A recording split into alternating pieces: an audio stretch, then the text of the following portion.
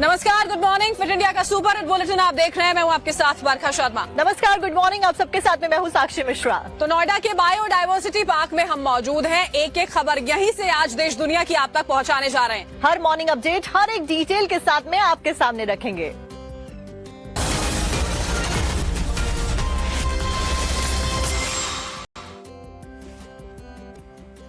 आज धनतेरस का त्योहार है और आज ही के दिन देखिए आयुर्वेद दिवस भी मनाया जा रहा है और आज ही के दिन प्रधानमंत्री नरेंद्र मोदी कई सौगात देने जा रहे हैं।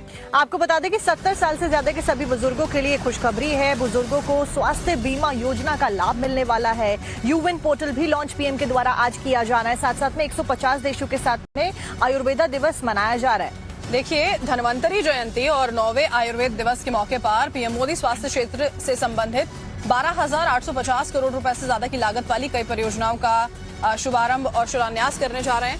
साथ ही पीएम मोदी आयुष्मान भारत PMJAY के तहत 70 वर्ष और उससे ज्यादा आयु के सभी वरिष्ठ नागरिकों के लिए स्वास्थ्य कवरेज के विस्तार का भी शुभारंभ करेंगे। दरअसल धन्वंतरी जयंती और 9वें आयुर्वेदा दिवस के मौके पर प्रधानमंत्री नरेंद्र मोदी स्वास्थ्य के क्षेत्र से संबंधित 12,850 करोड़ से ज्यादा की लागत वाली कई परियोजनाओं का शुभारंभ और उद्घाटन और शिलान्यास आज करने वाले हैं।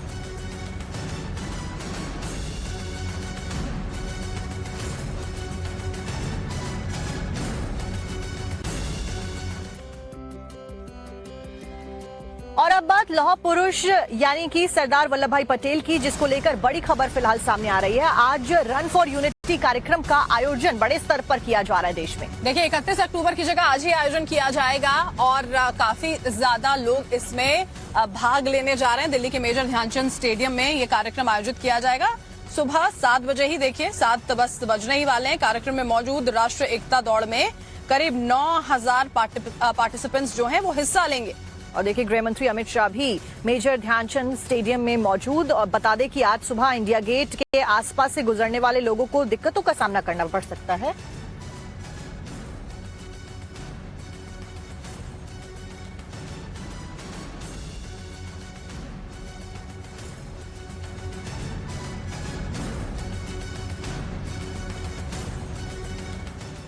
और इसी के साथ में वक्त एक बहुत छोटे से ब्रेक का, लेकिन आप बने रहिए टाइम्स नाउ नव भारत के साथ। खास करके 8:55 पे आपको दिखाएंगे मनी महोत्सव, धनतेरस से जुड़ी हुई हर एक डिटेल सिर्फ 40 मिनट में।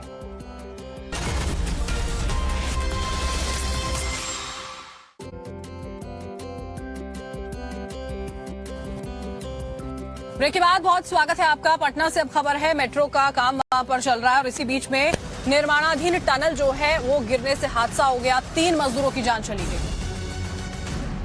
तो देखिए, फिलहाल ये बड़ी खबर हम आपको पटना से दिखा रहे हैं। तस्वीरें भी सामने आई हैं जहां पर ये बड़ा हादसा हो गया। टनल में काम करते वक्त ये मजदूर वहां पर फंस गए। अशोक राजपथ पर चल रहा था सुरंग का काम और लोको मशीन में गड़बड़ी की आशंका जताई जा रही है, जिसकी वजह से ये पूरा घटनाक्रम होता है। पुलिस को ब्रेक फेल हो जाने की भी आशंका है इस पूरे मामले में। अभी फिलहाल देखिए, पटना पुलिस की ओर से पूरे के पूरे मामले की जांच की जा रही है। पटना मेट्रो के निर्माणाधीन टनल में यह हादसा जो है वो यहाँ पर सामने आता है और उसके बाद आपको बता दें 3 लोग जो हैं जो टनल में काम कर रहे थे, फंस गए थे, उनकी जान चली गई है। अशोक राजपथ जहां पर सुरंग निर्माण का काम चल रहा था।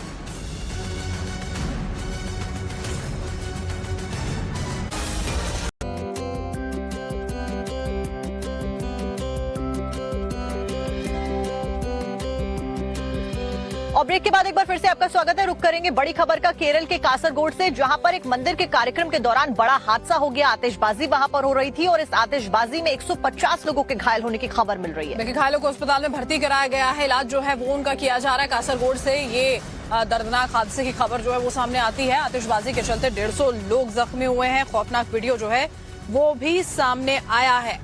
धमाके के बाद में पूरे इलाके में अफरा तफरी मच जाती है। मंदिर का कार्यक्रम चल रहा होता है, उसमें आतिशबाजी में यह हादसा हो जाता है और बड़ा ब्लास्ट होता है। जोरदार ब्लास्ट की वजह से 150 लोगों के घायल होने की अभी जानकारी मिली है। केरल के कासरगोड से देखिए, ये तस्वीरें जो हैं वो निकलकर सामने आई है। कार्यक्रम दरअसल चल रहा था, आतिशबाजी हो रही थी और उसी में हादसा हो जाता है। जोरदार धमाका हो गया।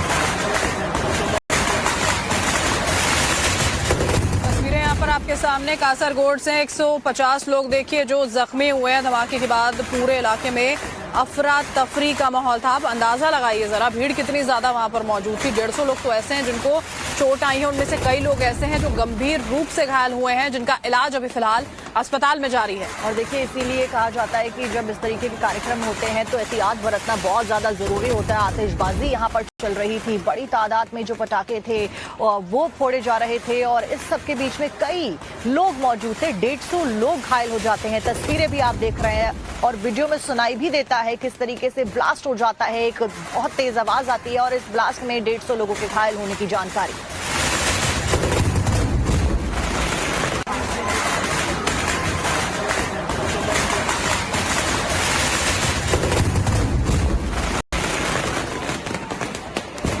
एक सबक की तरह लेना इसको चाहिए। ये पूरी खबर जो निकलकर सामने आई है, जाहिर सी बात है लोग जो हैं वो हमेशा इस बात को लेकर सतर्क रहते हैं कि बच्चे आसपास ना हो, लेकिन और ज्यादा सचेत रहने की जरूरत है। इस तरह के हादसे ना हो इसके लिए।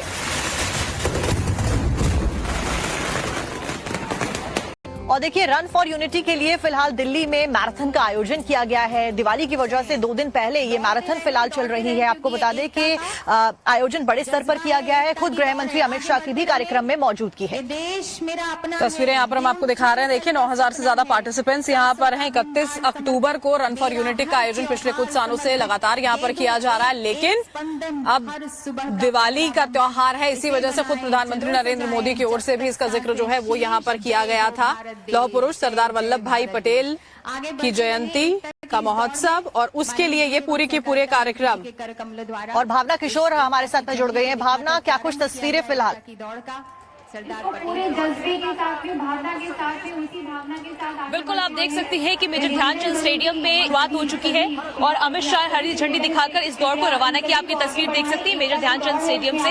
इसके साथ ही आप मंच पर इस वक्त देख सकती हैं कि किस तरह से तमाम जो मंत्री हैं वो भी मौजूद हैं। दिल्ली के एलजी भी मौजूद है। आपकी तस्वीर देख सकती है। आपको बता दें कि इस वक्त करीब 8000 से ज्यादा लोग एकता की दौड़ में शामिल हुए हैं। 2015 से हर साल 31 अक्टूबर को इस तरह से दौड़ होती है, लेकिन दिवाली की वजह से इसे 2 दिन पहले ही मनाया जा रहा है। और आप ये देखिए राष्ट्रीय एकता दिवस के मौके पे किस तरह से भारी संख्या में इस वक्त तमाम डिपार्टमेंट की अगर बात कर ले, चाहे पुलिस डिपार्टमेंट हो, सीआईएसएफ हो, चाहे इसके अलावा अगर बात करें सीआरपीएफ हो, तमाम सभी जितने भी जवान है आपको इस दौड़ में शामिल होते हुए और ये तस्वीरें यहाँ पर देखिए दिल्ली से बाकायदा इंडिया गेट के पास में ये पूरा का पूरा आयोजन, जिस तरह से हमारी सहयोगी भावना हम तक तस्वीरें पहुंचा रही थी। बहुत शुक्रिया भावना इस तमाम।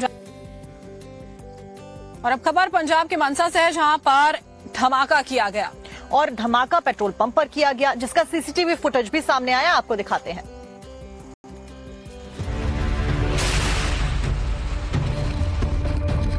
पंजाब के मानसा में सिरसा रोड पर एक पेट्रोल पंप पर बीती रात संदिग्ध धमाका किया गया। घटना के बाद पेट्रोल पंप मालिक को विदेशी मोबाइल नंबर से फोन और मैसेज आया। फोन करने वाले ने पहले तो पेट्रोल पंप मालिक को फोन कर धमकी दी, फिर मैसेज भेजकर 5 करोड़ रुपए फिरौती की मांग की गई। घटना का एक सीसीटीवी फुटेज भी सामने आया है। देखिए सब कुछ सामान्य लग रहा है और फिर अचानक तेज धमाका होता है। देर रात बमनुमा वस्तु फेंककर ब्लास्ट किया गया, जिसके बाद पेट्रोल पंप मालिक को व्हाट्सएप कॉल के जरिए विदेशी नंबर से फोन और मैसेज किया गया और धमाका करने की जिम्मेदारी ली गई। मैसेज में कहा गया कि पेट्रोल पंप पर उन्होंने ग्रेनेड फेंका है और ये तो सिर्फ ट्रेलर है, अगर उन्हें 5 करोड़ रुपए ना दिए गए तो उनके घर पर हमला कर परिवार को जान से मार दिया जाएगा। घटना की सूचना पेट्रोल पंप मालिक ने तुरंत पुलिस को दी, जिसके बाद पुलिस अब इस धमाके की जांच पड़ताल के लिए पेट्रोल पंप पर धमाके वाली जगह की जांच कर रही है। साथ ही पेट्रोल पंप पर लगे सीसीटीवी फुटेज भी खंगाले जा रहे हैं।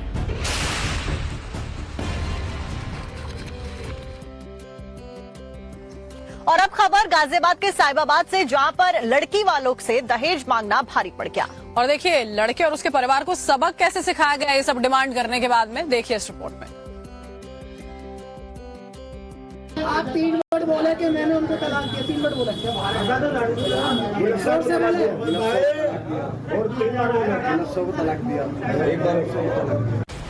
कार की डिमांड दूल्हे को भारी पड़ गई। शादी होने के चंद मिनट बाद ही लड़की पक्ष ने दूल्हे से 3 तलाक करवा दिया। 50 किलो सोने में लिया होगा ना, 50 किलो सोने में भी ले जाएंगे। 1 तोले के आधे तोले के आरोप है कि पहले पिता और बेटे ने मोटरसाइकिल मांगी, फिर बुलेट और अचानक दहेज में कार मांग ली। बात नहीं बनी तो लड़की वालों ने दूल्हा और उसके पिता को एक कमरे में बिठाया और फिर 3 तलाक करवा दिया। मामला गाजियाबाद की साहिबाबाद पुलिस तक भी पहुंचा, जहां दोनों पक्षों में समझौता कराने के बाद विवाद को बढ़ने से रोका गया। रोहतक से दिल्ली जा रही एक ट्रेन में धमाके का मामला सामने आया है। धमाका इतना बड़ा हुआ कि इसकी वजह से 4 लोगों के झुलसने की खबर सामने आई है। रेलवे ट्रैक पर ट्रेन खड़ी है। ट्रेन के अंदर देखेंगे तो धमाके के निशान मिलेंगे। ट्रेन का कोच नीचे से लेकर ऊपर तक जलकर राख हो गया है। ट्रेन में आग की तस्वीरों को देखकर अंदाजा लगाया जा सकता है कि कोई बड़ा हादसा हुआ है। जिन यात्रियों को ट्रेन के अंदर होना चाहिए था वो पटरी पर अपने सामान के साथ हैं। मौके पर भारी पुलिस बल तैनात है। अफरा तफरी का माहौल है। ट्रेन के बाहर पटरी पर यात्रियों की भारी भीड़ जमा है। सर्च ऑपरेशन चलाया जा रहा है। पुलिस एक्शन मोड में नजर आ रही है। ट्रेन के अंदर आग और अफरा तफरी की ये तस्वीरें हरियाणा के रोहतक से आई हैं, जहां ट्रेन में सापला स्टेशन से निकलते ही जोरदार धमाका हुआ। ट्रेन में ले जा रहे गंधक पोटाश में ये धमाका हुआ। इस धमाके में 4 सवारियां झुलस गई। वहीं धमाके के बाद मची भगदड़ में सवारियों के ट्रेन से कूदने के कारण 4 यात्री घायल हो गए। ट्रेन में विस्फोट के चलते बोगी में आग लग गई। ट्रेन में सवार सवारियों ने बताया कि रोहतक रेलवे स्टेशन से बहादुरगढ़ जाने के लिए ट्रेन में सवार हुए थे। जैसे ही ट्रेन सापला स्टेशन पर पहुंची, अचानक एक धमाका हुआ और धमाके के साथ ही ट्रेन में आग लग गई। धमाके की आवाज के साथ ही ट्रेन में बैठी सवारियों में भगदड़ मच गई। जैसे वहाँ पे गाड़ी एक बैग से रुकी तो हमने देखा कि धुआं उठ गया। हम लोगों ने पटाखे की आवाज आई पहले। उन्होंने लोग आए, अपना देखा कि धुआं उठ रहा तो उन्होंने बुझाने की कोशिश की। मार दिया करने के बाद बुझाया। रेलवे ट्रैक पर ही कई घंटों की मशक्कत के बाद फायर कर्मचारियों ने आग पर काबू पाया। तो वहीं फिलहाल पुलिस ट्रेन में छिपा कर ले जा रहे गंधक पोटाश की जांच में जुटी हुई है। यूपी के मुजफ्फरनगर से एक गैंग को पकड़ा गया है जो कि सोशल मीडिया पर हथियारों का धंधा करता था। पुलिस ने ऐसे यहां पर बदमाशों को गिरफ्तार किया है जो फेसबुक और इंस्टाग्राम के जरिए अवैध हथियारों का धंधा कर रहे थे। यूपी पुलिस को एक बड़ी कामयाबी हाथ लगी है। मुजफ्फरनगर पुलिस ने 7 ऐसे अपराधियों को गिरफ्तार किया है जो सोशल मीडिया, फेसबुक और इंस्टाग्राम के माध्यम से अवैध हथियारों का सौदा किया करते थे। ये सभी बेचे गए अवैध हथियार का भुगतान भी ऑनलाइन लिया करते थे। दरअसल रोड पर संदिग्ध वाहन चेकिंग अभियान के दौरान सड़क पर संदिग्ध हालत में खड़े 7 व्यक्तियों की जब पुलिस ने तलाशी ली तो उनके पास से 2 पिस्टल, 3 तमंचे, कारतूस, एक बाइक और एक कार भी बरामद हुआ। ये आपस में सोशल मीडिया, इंस्टाग्राम या फेसबुक के माध्यम से सौदा तय करते हैं और फिर उसके बाद कई बार कैश में या कई बार अकाउंट्स में पैसा ट्रांसफ़र करवाते हैं। जैसे ये जो सौदा तय किया गया था, इसमें जो खरीदने वाला विशाल है, इसने पेटीएम के माध्यम से प्रतीक त्यागी के जो खाता है उसमें पैसा भेजे थे। बताया जा रहा है कि ये गैंग लंबे समय से आसपास के शहरों में अवैध हथियारों की सप्लाई का ऑनलाइन धंधा कर रहा था। इसकी पुलिस को लंबे समय से तलाश थी। बहरहाल पुलिस ने पूछताछ के बाद गिरफ्त में आए युवकों को जेल भेज दिया है। फिट इंडिया का सुपर हिट बुलेटिन लगातार जारी। आगे बढ़ने से पहले आपको याद जो है वो छत्तीसगढ़ के सूरजपुर से है। हेड कांस्टेबल तालिब शेख की पत्नी और बेटी की हत्या का ये पूरा का पूरा मामला है, जिसमें आरोपी के घर पर बुलडोजर एक्शन हुआ है। बताया जा रहा है कि आरोपी कुलदीप साहू के पिता और चाचा के जो अवैध निर्माण थे उसके ऊपर बुलडोजर कार्रवाई की गई। आपको दिखाते हैं।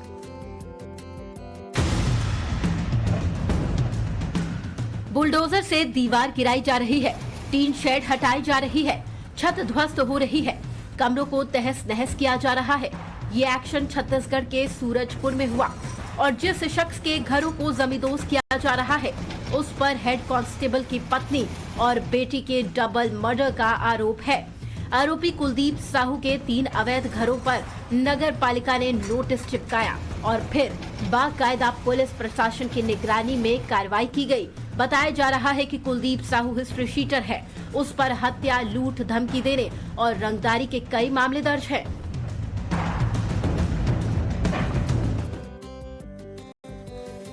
और अब बात करेंगे महाराष्ट्र के विधानसभा चुनावों से जुड़ी हुई बड़ी खबर की, क्योंकि आज नॉमिनेशन का आखिरी दिन है। ऐसे में आज आपको बता दें कि संजय निरुपम, नवाब मलिक और मिलिंद देवड़ा नामांकन करते हुए नजर आने वाले हैं। तस्वीरें जो हैं वो भी आपको हम दिखाएंगे उस दौरान की जब नामांकन दाखिल करेंगे, क्योंकि आज नॉमिनेशन का आखिरी दिन है। टिकट नहीं मिलने पर निर्दलीय चुनावी मैदान में नवाब मलिक उतर गए हैं। मायूती में अब भी 9 सीटों पर उम्मीदवारों का ऐलान इसी बीच में बाकी है और महा विकास अघाड़ी में 23 सीटों पर उम्मीदवारों का ऐलान अब भी बाकी है। और महाराष्ट्र विधानसभा चुनावों के लिए नामांकन दाखिल करने का आज आखिरी दिन, लेकिन महाविकास आघाड़ी और महायुति गठबंधन दोनों ही तरफ से अभी तक सभी 288 सीटों के लिए उम्मीदवारों का ऐलान नहीं हो पाया है। आपको यह भी बता दें कि महायुति में बीजेपी एकनाथ शिंदे के नेतृत्व वाली जो कैंडिडेट्स है उसको लेकर फिलहाल अभी ऐलान नहीं किया गया है।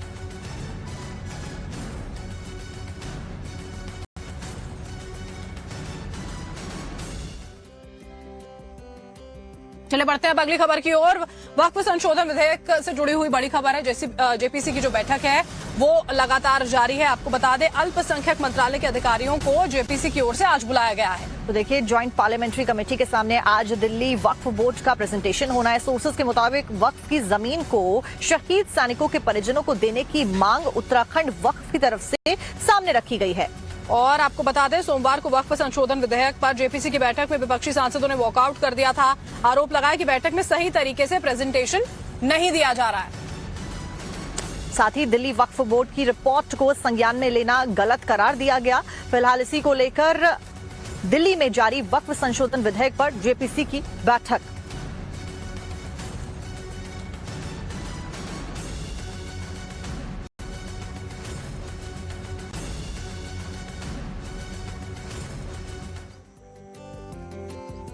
और देखिए, सोशल मीडिया पर वायरल बॉय अभिनव को लेकर जानकारी सामने आ रही। लॉरेंस गैंग की तरफ से अभिनव को धमकी मिली है। जान से मारने की धमकी अभिनव को दी गई है। और ये बात जो है वो अभिनव की मां की ओर से बताई गई। उन्होंने कहा कि मैसेज के जरिए बिश्नोई गैंग ने धमकाया है अभिनव अरोड़ा को। मोबाइल पर मैसेज भेजा गया है लॉरेंस गैंग की ओर से। पूरे के पूरे परिवार को जान से मारने की धमकी दी गई है। ये अभिनव की मां ज्योति अरोड़ा की ओर से कहा गया। तो सोशल मीडिया पर लगातार वायरल हो रहे थे अभिनव अरोड़ा, और उनको अब लॉरेंस बिश्नोई गैंग ने जान से मारने की धमकी दे दी है। उनके परिवार ने इस बात का दावा किया है।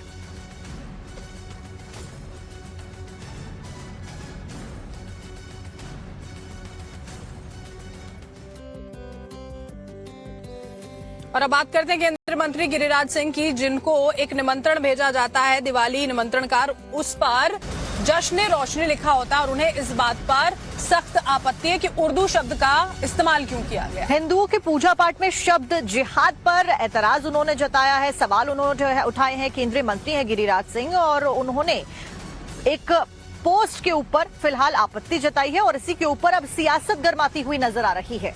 गिरिराज सिंह ने कहा कि इस देश में सनातन धर्म को अपमान करने की परंपरा बनती जा रही है। जश्ने ईद मनाए, पता नहीं बकरीद में गम मनाते हैं कि जश्न मनाते हैं, मुझे नहीं मालूम। अगर जश्न मनाते हैं तो जश्ने बकरीद का है, ईद जश्ने बोले। जो कहना हो, गम करना हो या खुशी, वो अपने शब्दों के साथ। लेकिन हिंदू त्योहार, पर्व, धर्म के साथ जो लोग छेड़छाड़ करते हैं, इसका मतलब ये जिहादी छेड़छाड़ है और ये जिहादी छेड़छाड़ बर्दाश्त नहीं। कुछ लोगों ने लिखा जश्न दीप रोशनी, जश्न दीपोत्सव, ये नहीं चलेगा।